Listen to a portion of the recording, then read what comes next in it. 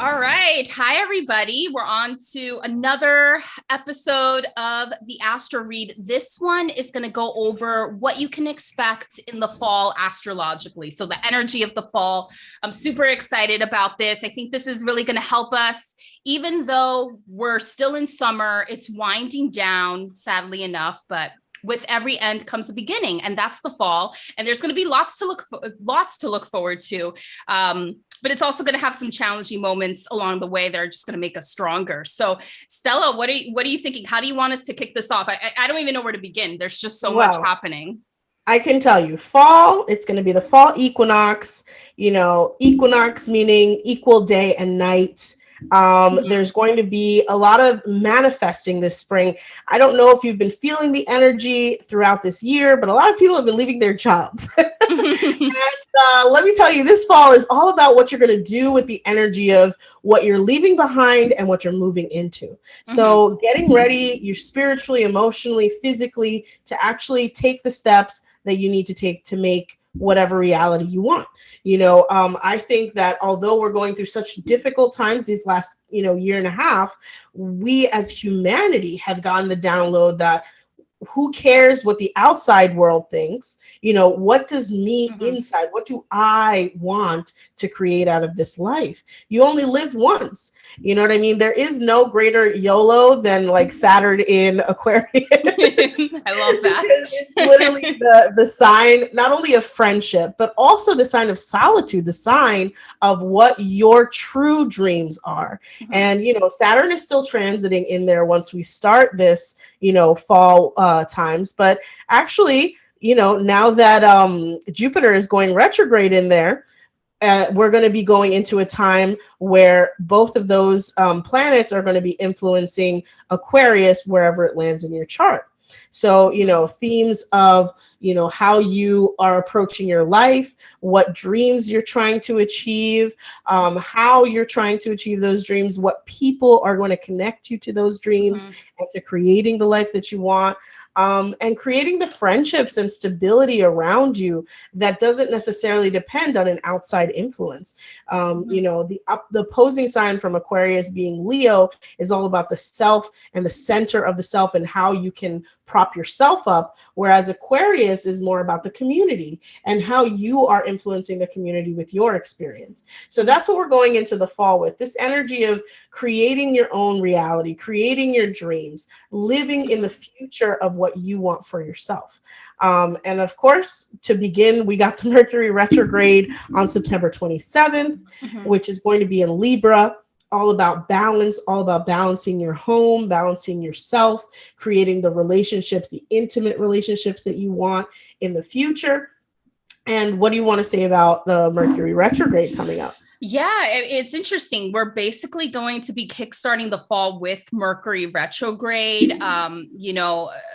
The advice I always give with Mercury retrograde and the advice that a lot of astrologers give is it's really not the time to start something new. So if you can avoid it, don't accept a new job during Mercury retrograde. You probably don't want to start a new relationship during Mercury retrograde. Especially not in Libra. Especially not in Libra. So earlier this year, I forget the dates, but we had Mercury retrograde in Gemini. I forgot when that was. That was, I think, around June it kind of started late May into June. It was Mercury retrograde in Gemini. And I found that was such an intense Mercury retrograde because Gemini's ruling planet is Mercury. So it was just like Mercury retrograde on steroids. So I just avoided anything new. And I think during that time, I might have cut my finger. I had like a couple of like small injuries. It was just, I should have just covered myself in armor for that month and a half.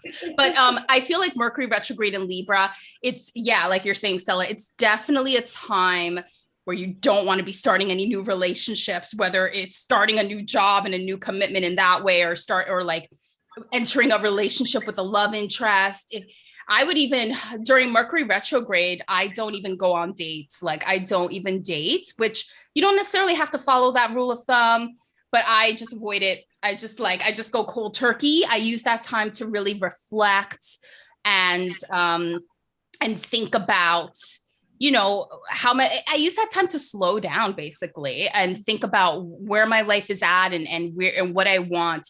However, you know, with Mercury retrograde being in Libra, old loves may come back. And it's like, how do you navigate that? I'm sure, you know, there's probably plenty of people out there. I even know friends, you know, that Mercury retrograde is the time where when they hear from their exes and it's so annoying or they don't know how to deal with it. So with Mercury retrograde being in Libra, you know, starting September 27th, expect that you'll hear from at least one of your exes. And then it'll be up to you to decide how you're going to navigate that, whether it's an ex to avoid and it's a nuisance, or whether it's somebody that got away. And this is something for you to kind of consider, whether it's, you know, learning a lesson from that communication, or maybe it's the person that got away that, you know, was meant to be with you all along.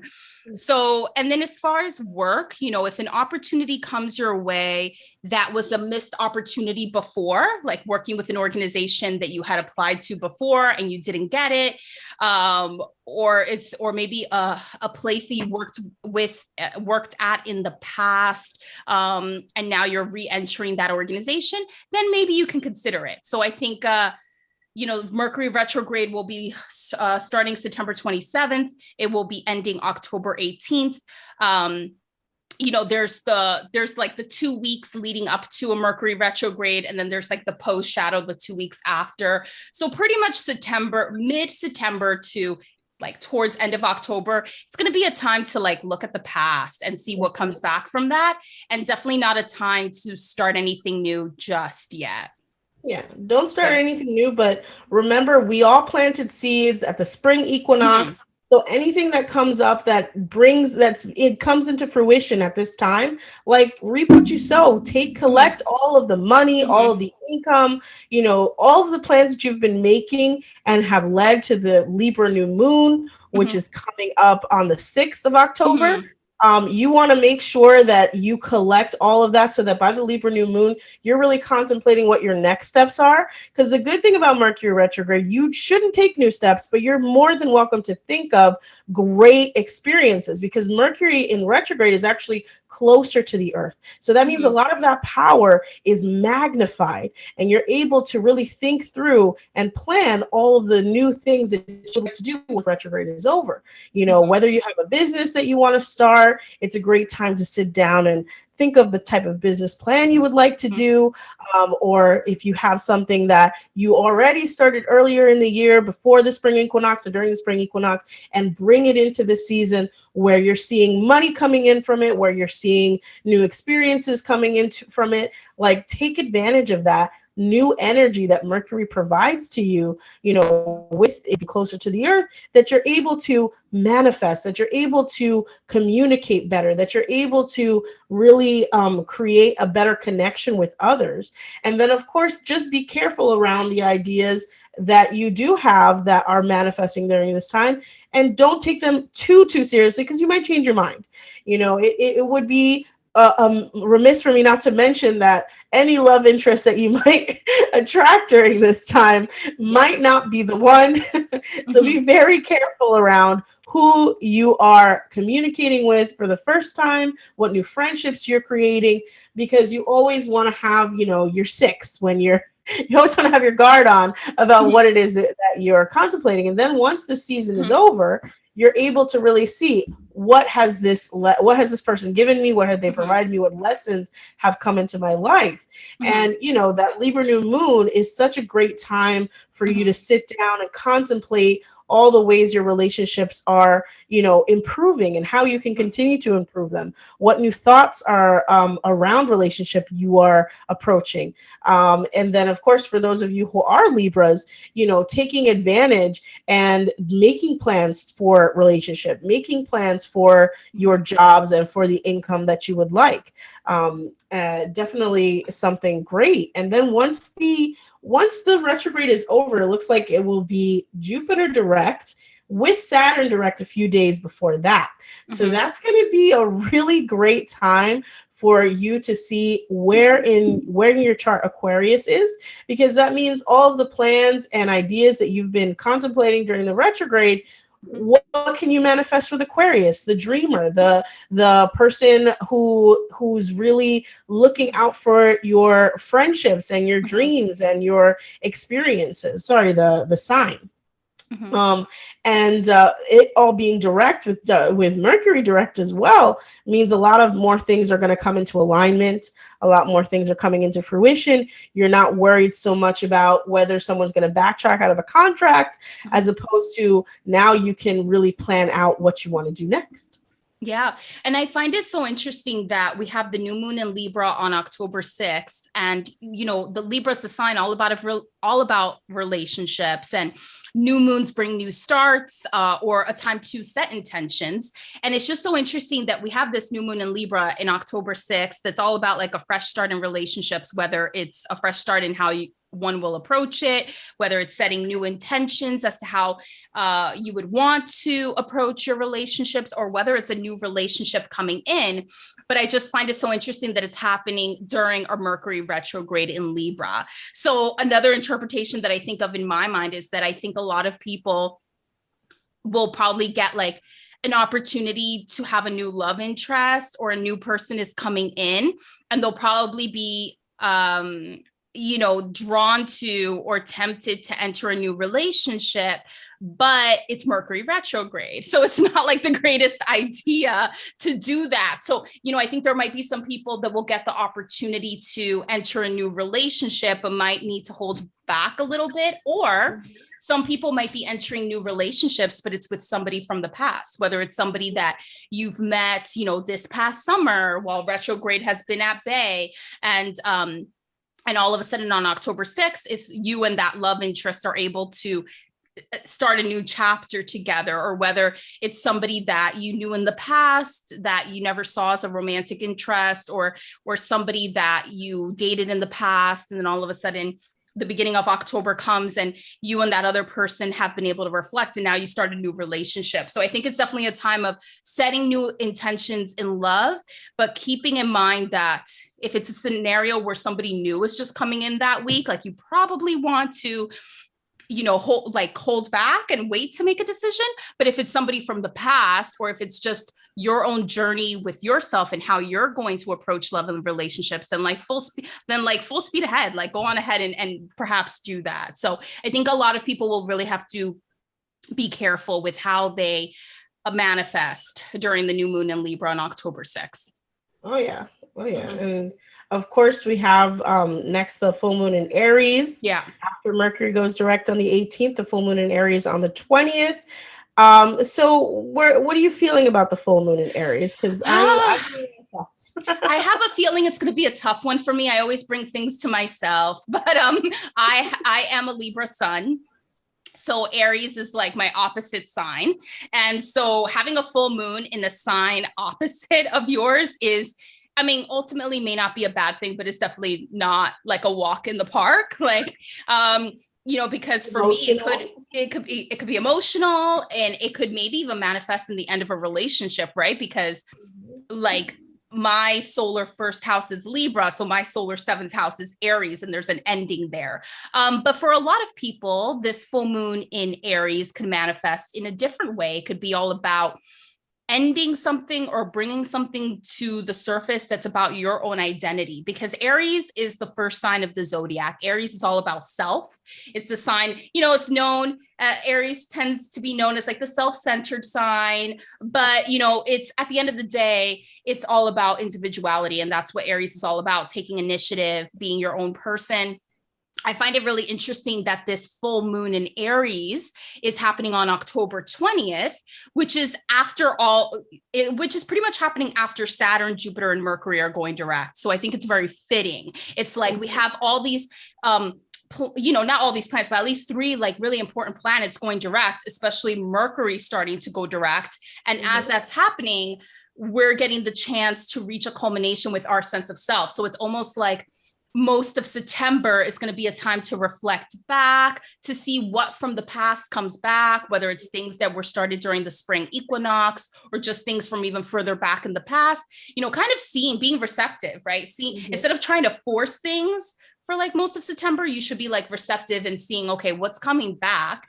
And then by the time Mercury starts going direct on October 18th. And then we have this full moon in Aries. It's almost like the first test of like, okay, you've observed for like the past 3 weeks, like, what are you going to take with you? Like, what does this mean in regards to your identity? As far as aspects, so this full moon in Aries is happening October 20th. It's going to be in 27 degrees Aries, so almost at the end of Aries.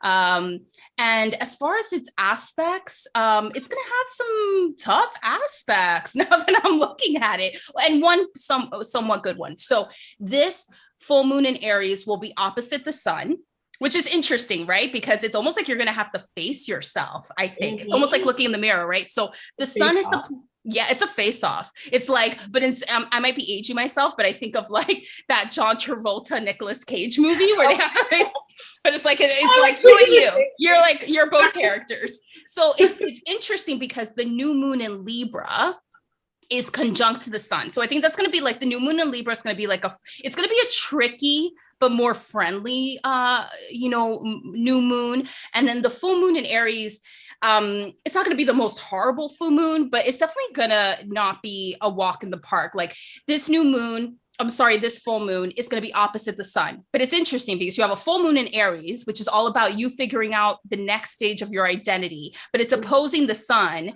which is the planet of your identity. So imagine this full moon in Aries, like you looking in the mirror, like you've become this new version of yourself, but you're looking at yourself and who you used to be, and you have to decide, who are you taking with you in the next stage of your life journey? Like this new person you've become or the person that you were. It's also going to be opposing Mars. Yeah. And Mars just to follow up on what you said with the position of the sun, we go back to the Aries new moon earlier this year. Oh, yes. How important that was. What were you thinking then, and what's coming into culmination now? What's coming into focus now that the full moon is there? And it's a great way to gauge how far you've come with all the intentions you set at the Aries new moon and what you did with that energy. Yeah. And when was the new moon in Aries? I forgot. New moon in Aries, was it in April?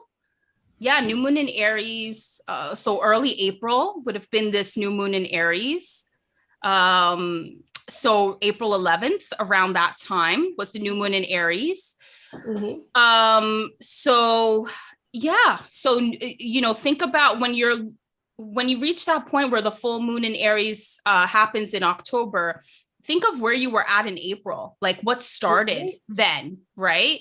And that situation that started bubbling up for you in April might be reaching a culmination around October 20th. So you're going to have to face yourself and who you were, or the sun might also manifest as you facing your other, whether it's a significant other, whether it was a significant person that came in your life at around April.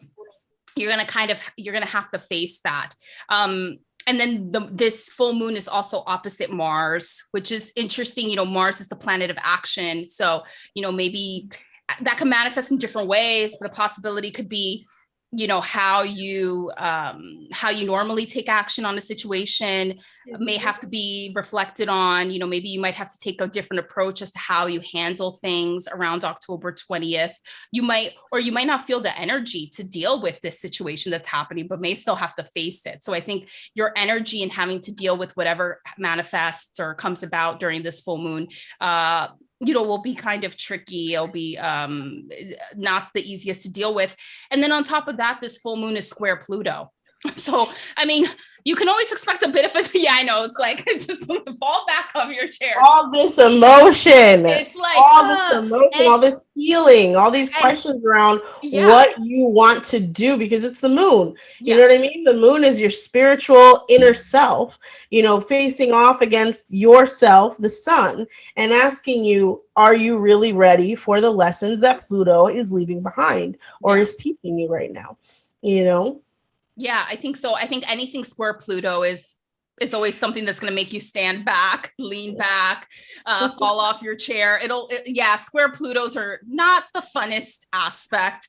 So, when I think of Pluto, there's different interpretations, but it includes like what's coming up subconsciously from you, like what secrets might come up during this time that you're going to have to navigate. And with the Pluto being square this full moon, like the effects of any secrets or anything that was hidden coming up is going to provide a turning point in how you deal with this situation. So I think this full moon in Aries is going to almost seem like a season finale of your life. Like I think this full moon in Aries is going to be pretty impactful for a lot of people. It's gonna, anything that's been bubbling up underneath the surface since April, it's just gonna come up for review, and you're gonna have to face yourself. And you may not have the energy to do all of this, but you're gonna need to muster up some energy to reach some sort of culmination with this. It'll be interesting to see, how people deal with this, like what comes up. And, feel free to share in any comments, whether it's on our Instagram pages that you can see the links to in the description, or even, if you're watching this on YouTube, we also have a YouTube channel for the Astro Read. So if you're watching on YouTube, feel free to share in the comments if you want. But yeah, I think this full moon in Aries is going to be really impactful. It's going to be, sometimes new moons and full moons happen, and sometimes they kind of go by and they're not really that significant. But I think it's going to be, in my opinion, I feel like it's going to be hard to really avoid what comes up during this full moon in Aries on October 20th. Yeah, don't avoid it, because right then comes Scorpio. Oh my gosh, I was going to say. And if that wasn't enough, new moon in Scorpio, November 4th. First of all, Aries ruled by Mars, Scorpio ruled by Mars. Yes. So you're going into this major Mars energy, only to be followed up with more Mars energy with Mars entering Scorpio later on. Mm-hmm. So the sun enters Scorpio on the 23rd, followed by Mars entering Scorpio on the 30th. And we just have this really strong energy around the actions you need to take in order to manifest what you want. Yeah. So whatever it is that you are contemplating, let's go back to the equinox in the spring, right around the Aries new moon. Then you go down the line and you get into the full moon in Aries now that just happened. Now you reap what you sow. These are the months usually that our ancestors would cut down the grain, create the products that would then help them survive the winter. So what are you doing right now to survive the winter, to survive the tumult in your life, to survive the Pluto square that just happened, to create new experiences coming in the next year? Once we move on to that, we're going to get the new moon in Scorpio on November 4th. Again, you're going to have facing new contemplations about what you're going to manifest, what you're going to do with your life, actions around that, because that's really what Scorpio is all about, the emotional toll that your actions are taking upon you, and how you can align yourself with the emotional level that you're trying to create, or the emotional momentum you're trying to create to make things happen. Don't be afraid of, sitting down during the new moon in Scorpio and writing out what it is that is stopping you, what it is that is blocking you from what you want. Because Scorpio is all about what? The phoenix, rising up from the ashes of what you were feeling before, and you're going to take this new moon and then the Scorpio full moon next year. Once that comes up, look back at this full moon in Scorpio and ask yourself what changed inside and outside of you, what you were able to manifest from one moment to the next. That's why I love full moons and new moons, because you get twice a year, or twice, within a year, within a 365-day span, to analyze different aspects of your life on a different level, from the moment you cultivate it and plan it to the moment you cut it down and create something new from it.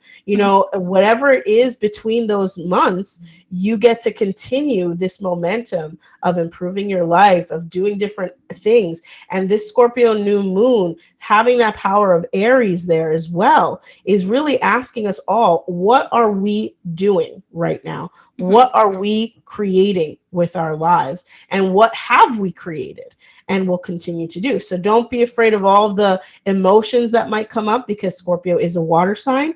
Asking all of these questions and creating the path to what you want once the new moon is here. Writing down your intentions for the new moon. Yeah. Yeah, for sure.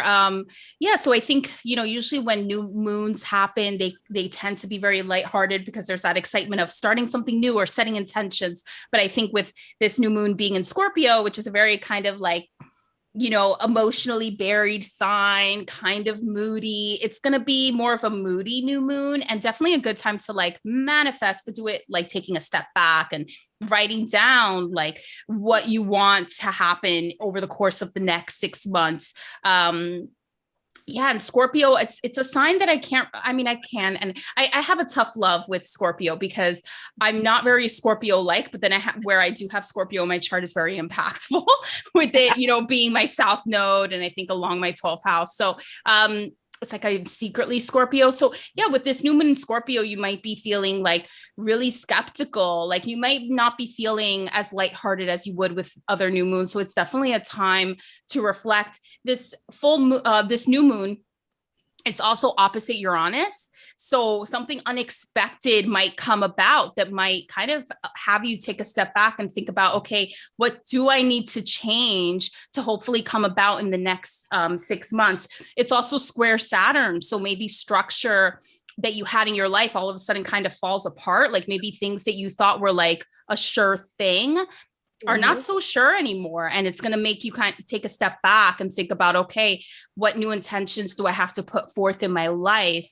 to rebuild? And like you said, Stella, a great analogy, Scorpio is the sign of the Phoenix. So around this time of the new moon in Scorpio, you might be feeling like you've been knocked down a little bit, and instead of staying down, it would be best to think about how do you rise from the ashes? And really be an active participant in doing that in your own life. Yeah. And of course, we take that Phoenix analogy, and what do we get? The eclipse in Taurus, opposite where this full moon was in the beginning of the month. So now that November 19th is coming up, you have this full moon partial lunar eclipse in Taurus, right almost at the end of Taurus. So you're kind of getting not only that Aquarian energy of the 27th degree, but sort of that experience of what it is you are trying to do and how you're trying to do it, whether or not you're going to make it this time. And this whole year, all these people quitting their jobs, all these people doing the things that they've been trying to do.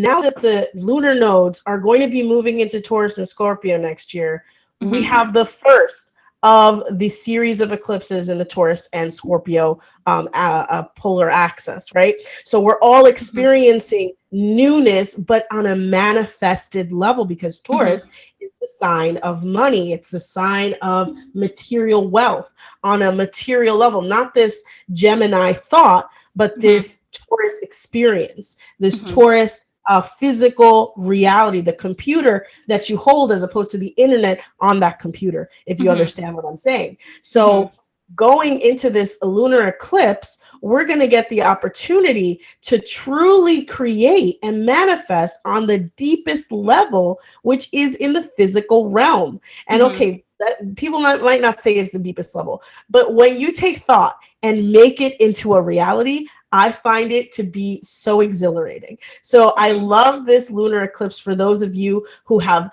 quit your job this year, who are looking to make a move. The Mercury retrograde is over. All of the retrograde planets are direct, and now you get to do the thing that you've been planning. So building that business, going forward in the direction you want with your love life, creating the family that you've wanted to create, since Taurus is also sort of like an earthy sign as well. And then planting the seeds of the type of wealth that you would like to create as well. So it's an awesome eclipse. I'm very, very excited. Yeah, I think it'll be a good one. And yeah, Taurus is all about the sign of building things from the ground up and like bringing, it's a very physical sign. It's very much about like creating a physical product from your ideas and just in general. And like you mentioned, Stella, it's happening after the retrogrades are over. So it's a lot of good conditions for people to actually be able to create and bring something to life during this full moon lunar eclipse in Taurus on November 19th. So I think for most of the fall. It's going to be very reflective. We're going to have these like, we're going to have Mercury retrograde, and then this new moon in Libra that's kind of suspect, and then this full moon in Aries that's going to be impactful, and then this new moon in Scorpio that's going to be very brooding and like moody, and all of that is going to lead to this, I think, positive lunar eclipse in Taurus on November 19th, where it's like, after all this thought and these endings and getting knocked down and rising yourself up, all of a sudden you're going to have this opportunity around November 19th to like show what you learned from it and like create something. And so this lunar eclipse will be happening in 27 degrees Taurus. So definitely look at your chart and see where that falls for you, like which house it falls under, because depending on the house it falls under, that area of life represented by that house will be impacted and will be an area of life in which you'll be able to create something and bring something about. Will it happen in the 5th house that represents love or children? Will it happen for you in the 11th house of friendships and wishes coming true? You'll be able to find out by checking out your natal chart and seeing where 27 degrees Taurus falls into. As far as this aspect that this lunar eclipse will have, it actually will be trine Pluto. So that's nice. It'll have a good aspect to Pluto. Which is very rare. Yeah, I know. It's usually Pluto is like the villain there. That's like in a bad aspect. Pluto squares, Pluto oppositions. Now, a trine is a softer aspect. Yeah. It's going to be more contemplative rather than, manifested in a physical way. And it's going to be something where your subconscious is sort of going to finally align with what your reality wanted. Like that's where that Pluto trine is going to really come in and support your confidence in it and your ability to understand what it took to get here, appreciating what it took to get there, and that's the fun part of all of this, that this eclipse will finally bring all of these experiences over even the last 2 years to a head, to help us to understand why and what it is, how our society has changed into a better level in certain aspects so that we can be better to each other. And then we have the illusionist Neptune. Oh, yes. Direct into Pisces on December 1st. I want to be clear. You've manifested, you've created everything. It's a wonderful time in the lunar eclipse. The Neptune direct in Pisces is going to be a little bit rocky because Neptune is the sign of illusion. It's in its own sign. It's going to bring a veil over our eyes, hopefully positively, since it's direct, a veil over our eyes about the life that we're living. Maybe a little too positively. Maybe we might get a little carried away. So when you're in this place where Neptune, anywhere in your natal chart, anywhere transiting, you want to make sure that you are clarifying the view, that you are lifting the veil, because you don't want to end up in a situation where it's December 1st, all the planets are in Sagittarius. So Jupiter, is in a wonderful, not a wonderful aspect. Jupiter's sign is kind of controlling everything, and you're not necessarily clear about what's going on. You want to be the person who's asking the right questions, who's making sure that they are getting into contracts, clear-minded, clear-headed, that they're not overreaching with the opportunities that are coming in front of you, and that you're not taking advantage of maybe all of the positivity, right? And it's wonderful, and then getting into a trap. So make sure you don't let Neptune confuse you. Yeah. When I saw that, December 1st, Neptune direct in Pisces, when I first read that, I noticed, okay, Neptune direct, that's great. Like illusions are going to be lifted. But then I saw, oh, it's happening in Pisces, which is a sign that's all about illusions. And like, it's a very nebulous sign. Yeah, exactly. So for me, Neptune direct in Pisces is like almost escaping an escape room. And then you realize that you're just in the next stage of the escape room. Like you're like escaped a trap, and then you realize that the trap you were in was within a trap. So you've got like another level. So it's going to be interesting times. I think people are going to feel like the wool has been lifted from their eyes and they can finally see the light, but they really aren't seeing it. So I think there is going to be, I think it'll hit us on a societal level for sure, because I think especially during this pandemic, we've had a lot of influences, and especially with Neptune being retrograde, with us realizing that what we thought was true or what we thought was reality wasn't really reality. And I think around December 1st, and who knows how things will be with the pandemic by then, I think we're going to think that we're out of the woods, sort of, so to speak, but we're really not. So I think it's going to be an interesting time for society. I think we're going to think that we're finally seeing the truth, and not realizing that this is just a sequel. Like we're like, there's more to come. And it's just so interesting that it's happening at the end. Yeah, exactly. It's interesting that it's happening in the last month of the year, because I think this influence will really be something that, continues on in the next year. And yeah, there's more for society as a whole to learn. Like, we really don't know the truth. If you think you know the truth, there's more surprises to come. Yeah. The fun part is, with Neptune being in Pisces, music is going to be great.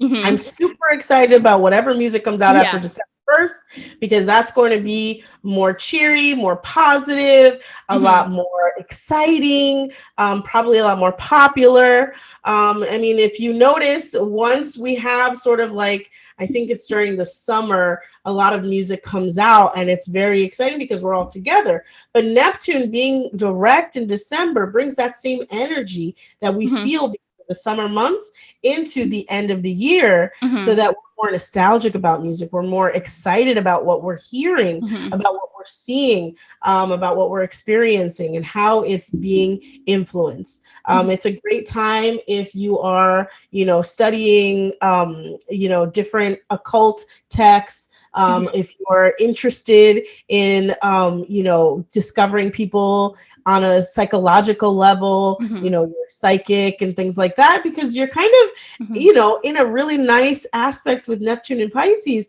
where you can kind of see behind the veil, and kind of like you're going to see right through people's intentions.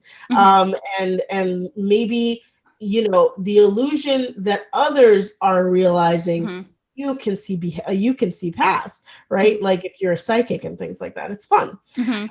I'm not, but for those of you who are, and then of course Neptune being in Pisces also motivates us more in terms of travel, because Pisces is sort of like that lazy travel, when the resort versus the action park.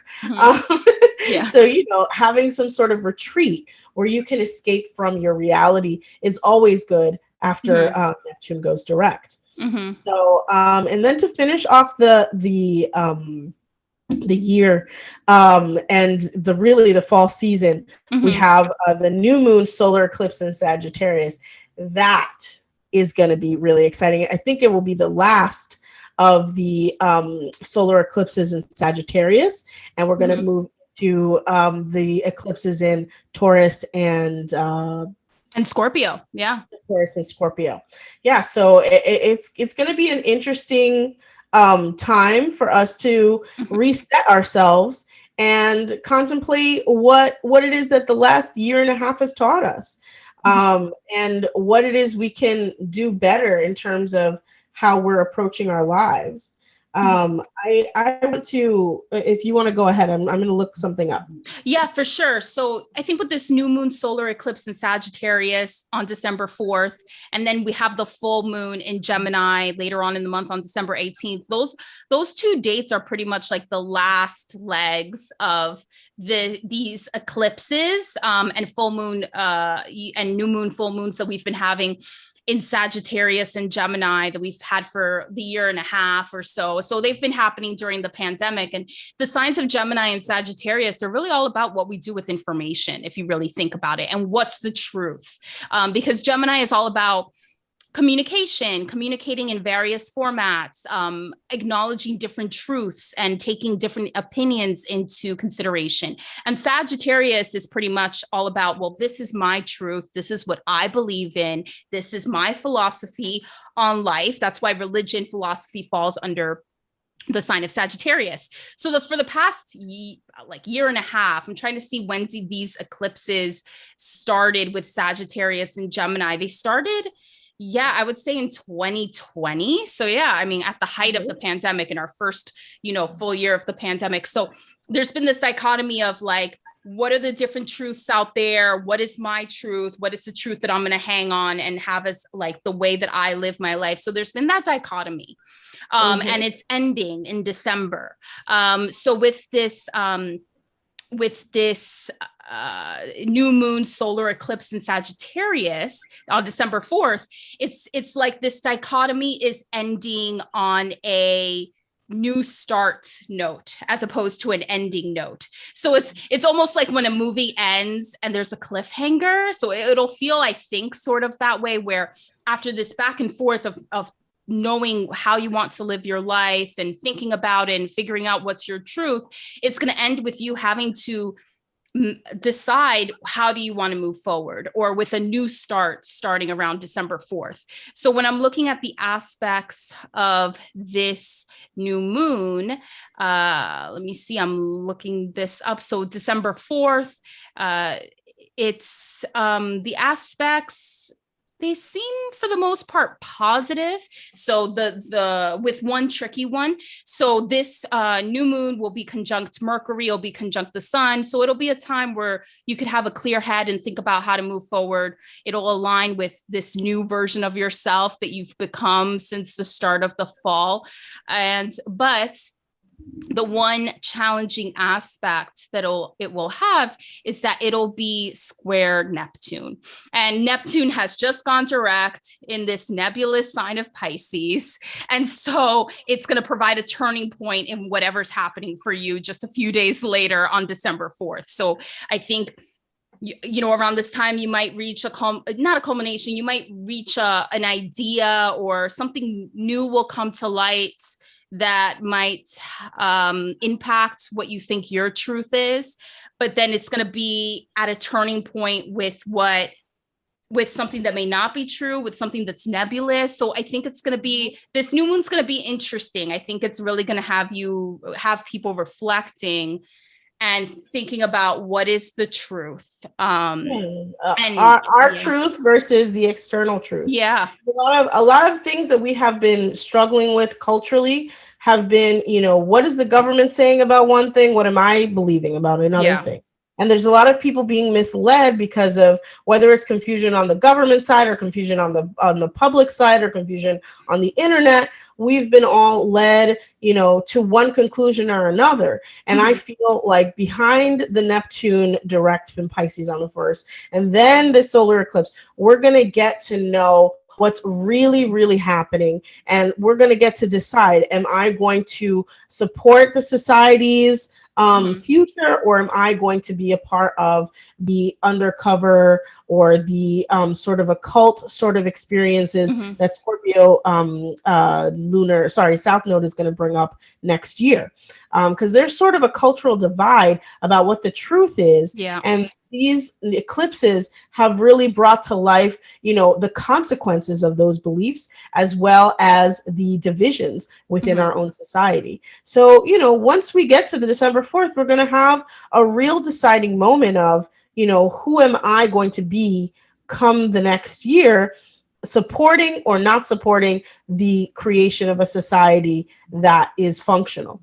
You know, hopefully we all are able to understand each other, even if we have our differences. I think that that's what's really gonna manifest, creating more sort of understanding, you know, between the people who believe or don't believe in whatever they do. You know, it could be religion, it could be astrology, it could be occult practice, it could be anything, you know, being divided within our society about how to create it. But now that we get this opportunity with this eclipse to make a decision finally what our beliefs really are, and external information might come in that's new that might help us as well. So, you know, revelations, let's say. Yeah. And then with the full moon in Gemini that's happening on December 18th, I think it'll be kind of a softer continuation of what you might be feeling on December 14th with the new moon solar eclipse in Sagittarius. Interestingly enough, when I look up the aspects of this new full moon that's happening on December 18th in Gemini, it's trine Jupiter, but it's square Neptune. So I think in the end, I mean, as a society, as humanity, there's always going to be new truths to uncover. That's never going to end. But I have a feeling that this 2021 ending of these Gemini, Sagittarius, flip-flopping back and forth, what's the real truth? I think it has the possibility of ending on a good note, perhaps, or we're going to really more clearly see more than ever what is our truth and what is the made up truth. So this full moon will be trine Jupiter. So it'll be in good aspect to Jupiter. Jupiter is a lucky planet. It's a benefic planet. But it's also a planet that's very similar to Sagittarius. It's the ruling planet of Sagittarius. It relates to what is your own truth? What is your philosophy on life? What are your learnings? So this full moon will be in good aspect to it, but this full moon will also be in challenging aspect, square Neptune. And Neptune is all about the disillusions and all of that. So I think a big part of this, this full moon in Gemini will be starting to sift away or categorize or differentiate between what is your truth that you're going to be carrying forward in your life and what are the things that you've realized are disillusions. And that might be different for everybody. I think people are going to have to make their own decision as to what the truth and what's the illusion. And it might be different than what the next person may categorize as the truth and disillusion. And I think perhaps what comes to my mind as far as what the resolution of these Gemini, Sagittarius eclipse that we've had for over a year, I think the result of it, or the realization that we may have to come up with as a society, is realizing that having different truths is going to be the name of the game. That's what we're moving forward towards. Everybody's going to have their own truths and their own sense of what's illusion. And how do we as a society accept that? Because I think a big part of society that I think we try to achieve as a society, or that the powers that be try to achieve in society, is everybody must follow the same truth. This is what reality is. I mean, if you ever hear of any dystopian novels like The Hunger Games or whatever else, when you think of a dystopian novel and the setting, it's always like everybody has to follow this way of living and like this is the truth. And usually it's like a fake truth and it's just a shell of that's covering what's really there. And I think maybe the solution for society at this stage of the game is realizing that we're all going to have our different truths, but the challenge with that comes with how do we fit that all on this earth? Like, how do we operate as a society, accepting the different truths that people have in their beings? So that's how I interpret it. That's what comes to mind. I don't know if that's what everybody will be feeling, but that's what I'm feeling. I mean, I totally agree with you. In fact, you gave me just this thought from an account from Plato, the Greek philosopher. I know nothing. And that's what I feel like the actual ending of all of the bookend of all of this will be. I know nothing. And like accepting that we are not, or our beliefs are not the universal truth. And I think that's what's positive about Gemini. Gemini is the sign of duality. I have Gemini in my 10th house, and like my mind is there. Not my mind. Mercury is there, the mind, right? The representative of the mind. And like, I believe so strongly in the duality. Like, I believe that two truths can exist in the same universe. And I think that people will finally realize, yes, there were bad things that happened over the last year, but there were also good things. Yes, there were negative things that were created from, all of the destruction and death that have happened, but we can also create good things with it. You know what I'm saying? Or even this other prospect, not everybody wants to live in a city. Maybe we can also live off the grid, but a part of a community, an online community. We don't necessarily have to live like everybody is a Leo and has to shine. Some of us want to live like Aquarius and live in our own little hobbit hole and still be a part of the world. You know what I mean? Like, that duality of experience is what defines the Aquarian age. We can all live the life we want to live. And I think that will be the conclusion, and it will make me very excited because it's in agreement with my own belief. Yeah. Which is also a part of the problem. Like, not everybody agrees with me. Yeah, and that's fine. And that's okay. And You it's know, like, how and do that's we, okay. and how do we That's live what at makes that it society? beautiful. That's what is beautiful about being human. We Yeah. get to believe what we want to believe. Now, Mhm. where the line is drawn is where we hurt each other. And Mhm. Gemini is the optimist. So Mhm. Gemini is not out there to hurt you. Gemini is Yeah. out there to destroy you. Gemini is out there to learn. So Yeah. let's learn from each other. Let's Yeah. take this full moon to finally take in all of the experiences, all of the learning, all of the Mhm. dualities that have been present in our experience over the last year and a half, and Mhm. say, yes, I'm open to new learning. Yes, I'm open to continue this process. Who Mhm. are the people around me? Who are my neighbors? Who are my friends? Who are they really on a deep level? So Mhm. that's really exciting. Yeah, it's interesting. It's like a war because it's like, I think not a war. That's not a good way to put it, but like a little bit of a battle, a little bit of a tug of war. And it's ending on a Gemini note with the full moon in Gemini on December 18th. But then Sagittarius doesn't end the conversation, but its last word is big because it's a solar eclipse. So it's like Sagittarius and Gemini, they've been battling it out, this, eclipse series for the past year or so. And it's like each of the signs will finish on a strong note. Sagittarius will end with a little bit of a bang with its solar eclipse on December 4th, but then Gemini will end with the final word on December 18th. And what that means is, I think a Positive. way to interpret it is your own truth will roar loud, but at the end of the day, it's all about all the truths. That's the final word. And how do we live like that as a society? And I think something that will come into play, and I wonder which eclipse series will really touch upon it, but I think something that we're going to have to think about as a society, and I think we don't like to talk about it, and I think the beginnings are starting to crumble up, is I think this series of Gemini and Sagittarius is going to help us see how do we live together on this earth, but eventually we're going to enter a series of time where we're going to have to think about how do we live on this earth and in other worlds, because we've have the richest people in the world, with Jeff Bezos in particular starting to explore space and flying out there. And some people are not happy about it. And they're thinking about, okay, well, that money could have been spent on earth. And we're all suffering from this pandemic and from COVID and et cetera. And this money needs to be put towards us. But then there's probably other people, and definitely Jeff Bezos, that believes, but we also need to be exploring what's out there, because how long can Earth sustain all of us, and also the unknown, exploring the unknown. So I think Jeff Bezos got that criticism. Taurus, Earth, yes, and Scorpio, the unknown. Yeah, here we go. Here we go. I'm just saying, where are we going, guys? Yes. Taurus, Earth. And I think it's going to be great because, again, Taurus next year, the Taurus Scorpio Eclipse series next year is going to be great to explore that question. It's going to be great to explore what it is to be human and what it is to manifest on this earth or on the spiritual level. You know, are we going to continue to move forward in our space travel, or are we going to invest and heal this planet? You know, so it's going to be fun to see. It's and be interesting.